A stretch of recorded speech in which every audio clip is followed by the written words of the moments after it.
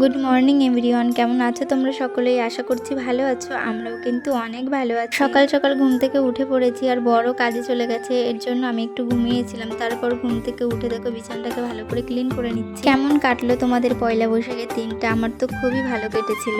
আর তোমাদেরকে তো বলেছিলাম যে কিছুই কিনবো না, কিন্তু অনেক কিছুই কেনা হয়ে গেছে। সবাই আমাকে টাকা দিয়েছিল, তারপর আমি জামা কাপড় কিনে নিয়েছিলাম আমার জন্য আর আমার বরের জন্য। আর কদিন ধরেই না শুধু মাছ মাংস খাওয়া হচ্ছে, বেশি মশলা খাওয়া তো ভালো না এই গরমে। তার জন্য আজকে রান্না করব ডাল আর করব লাল শাক ভাজা। আর আজকের ওয়েদারটা দেখো কেমন মেঘলা মেঘলা হয়ে রয়েছে, কিন্তু একটু বৃষ্টি হয়নি। পয়লা বৈশাখের দিন কিন্তু আমি আর আমার বর চলে গিয়েছিলাম আমার মাসিদের বাড়িতে। আমার মাসির ওই দিন ছিল বার্থডে। একটু কোথাও ঘুরতে গেলে তো ঘর দৌড় এলোমেলো থাকে, তার জন্য দেখো আজকে সকাল সকাল ঘুম থেকে উঠে কিন্তু ড্রেসিং টেবিল সমস্ত ফার্নিচারগুলো ভালো করে মুছে নিয়েছিলাম।